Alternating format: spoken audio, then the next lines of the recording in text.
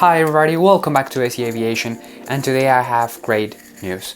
The X-Plane developers have finally updated their app, and this update comes with interactive, human, user-based air traffic control. Enjoy!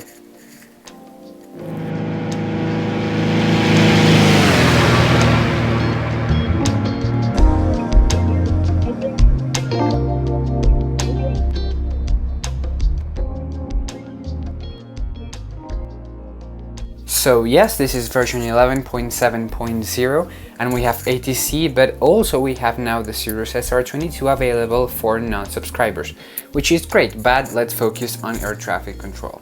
So if we launch the app, the principal menu has not really changed, so you will see the same, but if we now go to massive multiplayer, we can select between the uncontrolled and the controlled server, and in the controlled server we can interact either as a pilot or as a controller.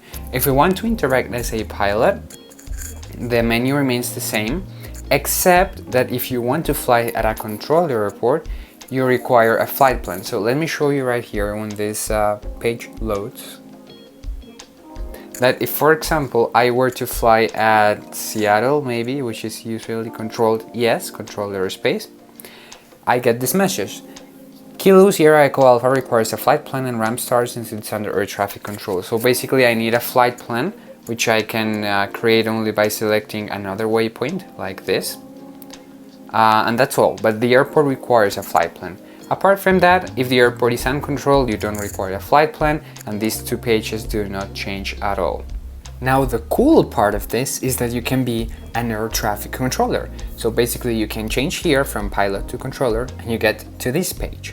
Now in this page you can select from the top airports, the top controlled airports and the top uncontrolled airports. So basically you're changing through this list of popular airports. But if you want to select any airport in the world, then just go to the advanced mode and just type in the ICAO code. For example, the ICAO code for Innsbruck right here. And there you go, you just tap Control Innsbruck and then select your channel. Today we're going to do the example with Seattle and approach. So then you select the weather, although well, you can't really change it. Then the time of day, tap or untap real world time, and then just tap the little tick and it loads real quick, as you can see. And this is the ATC page, guys, it's really cool. So basically, you have on the left the list of aircraft in range, and you have 4 columns. From left to right, they indicate first the aircraft's call sign, then the aircraft's type, then the airport that the aircrafts are currently at, and whenever those aircrafts are departing from the airport you are controlling, they will be in blue. If they are at any other airport, they will be in gray, and if they are arriving to your airport, they will be in red. Now, when you tap on some aircraft's flight plan, you get to this where you can see all the conversations that that aircraft has previously had with any other ATC online. As you can see, it's quite a long conversation, and you can start to work with your role. So you have this list of possible messages that you can ask the aircraft. You can establish contact, and as the flight of the aircraft progresses, you will start to get different types of messages. So for example, when the aircraft's taking off, the message for takeoff will appear. As you can see, it's right now not there. And so this is kind of the dynamic of the situation. For example, if I now go to United 67, let's ask him, are you with me? So you will see the are you with me message right here.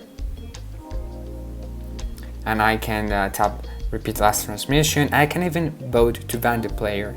Now you have to be very careful with this, because if that aircraft gets enough votes, then he will be banned. And of course it's not nice to be flying and then you're suddenly banned. So yeah, but well, if you want to ban him because he's not following instructions, then just do it. And this is basically how this works. It's very simple. Now there are some hidden features. For example, when an aircraft sends a message to you, you will see a little a little blue circle, just like this one that I got to capture. And well, that's all there is to it. It's very simple, but the key for this is that when people are flying in the control server, they get serious, because this is of course the control server.